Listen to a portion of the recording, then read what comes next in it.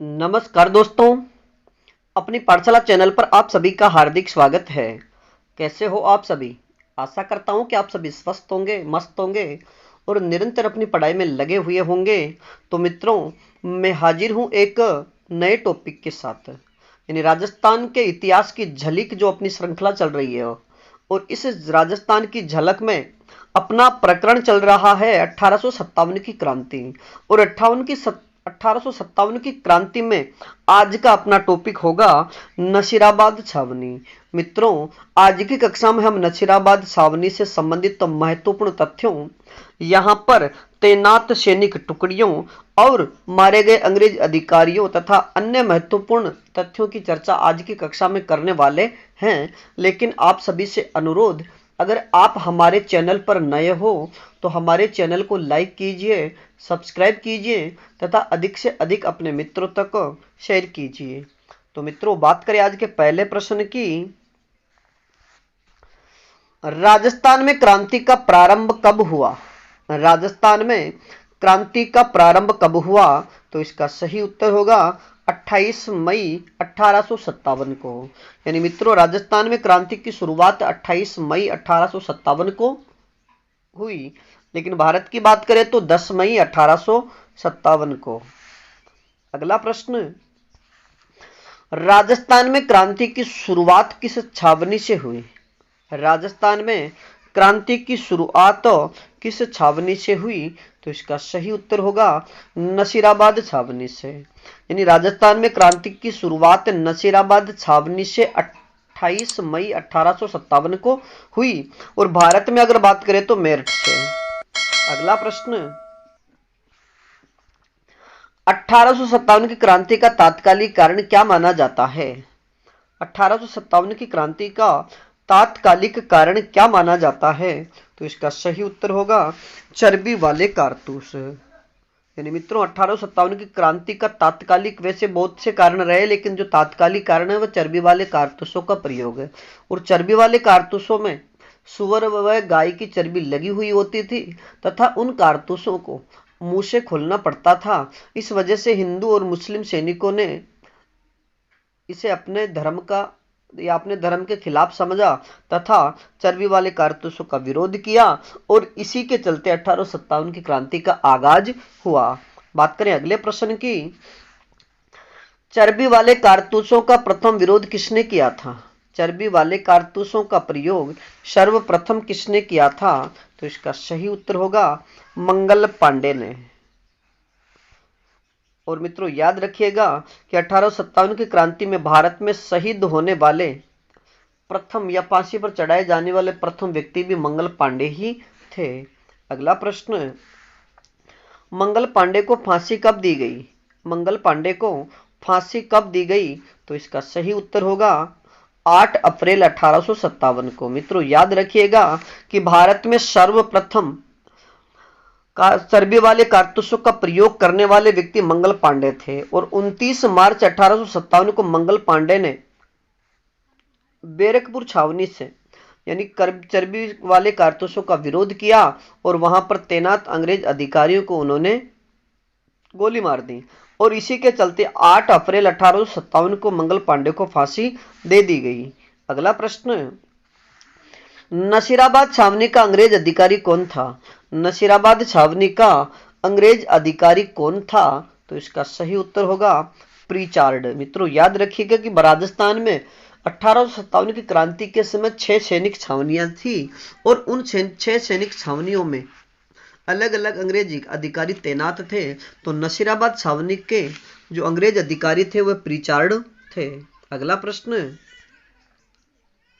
नसीराबाद में कौन सी सैनिक टुकड़ियां तैनात थी? नसीराबाद में कौन सी सैनिक टुकड़ियां तैनात थी? तो इसका सही उत्तर होगा 15वीं व 30वीं बंगाल नेटिव इन्फेंट्री। यानी 15वीं और 30वीं बंगाल नेटिव इन्फेंट्री यहां पर तैनात थी। यानी मित्रों, याद रखिएगा कि क्रांति के समय नसीराबाद में 15वीं और 30वीं बंगाल नेटिव इन्फेंट्री, भारतीय तोपखाने की टुकड़ी तथा फर्स्ट बंबई लॉन्जर्स के सैनिक विद्यमान थे। और आपको बता दें कि जो 1857 की क्रांति में 15वीं बंगाल नेटिव इन्फेंट्री जो मेरठ से अजमेर आई थी और जो अजमेर शस्त्रागार की रक्षा कर रही थी, लेकिन मेरठ में क्रांति की शुरुआत के बाद में अंग्रेजों ने जो शस्त्रागार था उस पर अपना अधिकार कर लिया था, यानी उनका भारतीय सैनिकों से विश्वास उठ गया था। बात करें अगले प्रश्न की।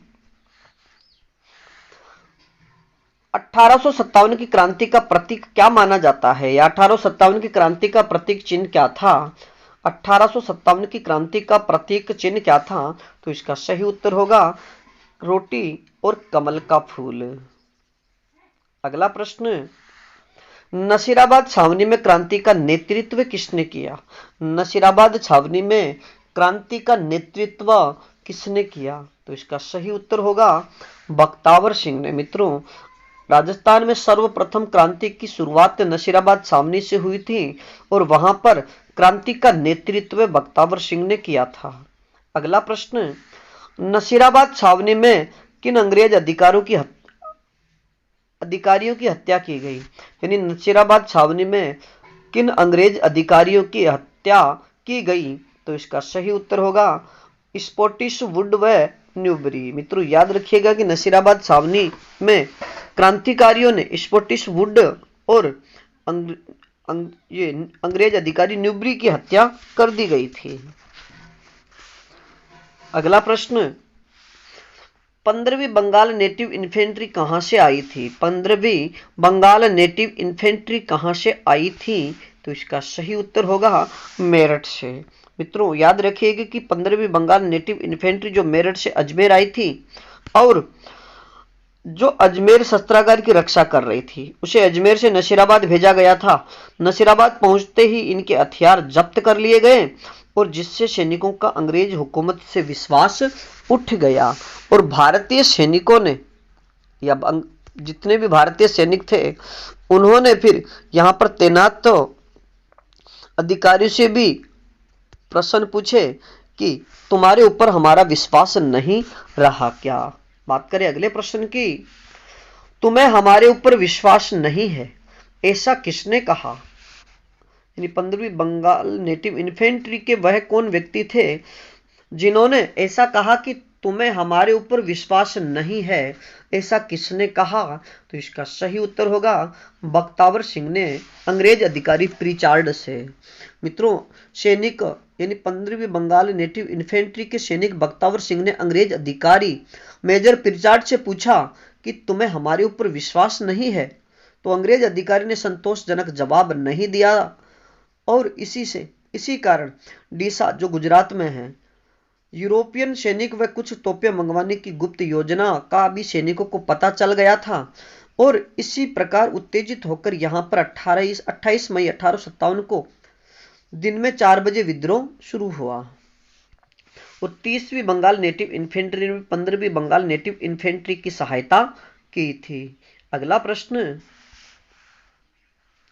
नसीराबाद छावनी में कौन अधिकारी घायल हो गए थे? नसीराबाद छावनी में कौन से अंग्रेज अधिकारी घायल हो गए थे? तो लेफ्टिनेंट लॉक और कर्नल हार्डी। और मित्रों, अगर प्रश्न पूछा जाए लेफ्टिनेंट लॉक व कर्नल हार्डी का संबंध किस सैनिक छावनी से रहा? तो नसीराबाद सैनिक छावनी। अगला प्रश्न, नसीराबाद छावनी में अंग्रेजों को किसने शरण दी थी? इन नसीराबाद छावनी के अंग्रेजों को किसने शरण दी थी? तो इसका सही उत्तर होगा जोधपुर के शासक तख्त सिंह ने। मित्रों, याद रखिएगा कि जैसे ही नसीराबाद छावनी में क्रांतिकारियों ने विद्रोह किया, छावनी को जला दिया गया, तब अंग्रेज अधिकारी भाग करके जोधपुर के शासक तख्त सिंह के यहां पहुंचे और तख्त सिंह ने उन अंग्रेज अधिकारियों को शरण दी थी। अगला प्रश्न, तख्त सिंह ने किसके नेतृत्व में एजीजी की सहायता के लिए सेना भेजी? यानी तख्त सिंह ने, यानी जोधपुर के शासक तख्त सिंह ने किसके नेतृत्व में AGG, agent to governor general की सहायता के लिए सेना भेजी थी? तो इसका सही उत्तर होगा कुशलराज सिंघवी। मित्रों, याद रखिए कि जोधपुर महाराजा तख्त सिंह ने कुशलराज सिंघवी के नेतृत्व में 2000 घुड़सवार व पैदल सेना तथा 6 तोपें एजीजी की सहायता के लिए अजमेर भेजी थी। अगला प्रश्न, क्रांति के समय मारवाड़ के पॉलिटिकल एजेंट कौन थे? यानी 1857 की क्रांति के समय मारवाड़ या जोधपुर के पॉलिटिकल एजेंट कौन थे? तो इसका सही उत्तर होगा कैप्टन मैक मॉशन। अगला प्रश्न, नसीराबाद से जोधपुर जाते समय किसकी मृत्यु हो गई थी? नसीराबाद से जोधपुर जाते समय किस अंग्रेज अधिकारी की मृत्यु हो गई थी? तो इसका सही उत्तर होगा कर्नल वेनी। और मित्रों याद रखिए कि जब क्रांति की शुरुआत हो गई थी तो अंग्रेज अधिकारी अपनी जान बचाने के लिए इधर उधर भाग रहे थे। तो जोधपुर जाते समय ये नसीराबाद के जो अंग्रेज अधिकारी थे जोधपुर जाते समय उनमें से कर्नल वेनी की हार्ट अटैक से मृत्यु हो गई थी। अगला प्रश्न, नसीराबाद के क्रांतिकारी दिल्ली कब पहुंचे? यानी नसीराबाद छावनी के जो क्रांतिकारी थे वह दिल्ली कब पहुंचे? तो इसका सही उत्तर होगा 18 जून 1857 को। अगला प्रश्न, नसीराबाद की क्रांतिकारी कहां से होते हुए दिल्ली पहुंचे?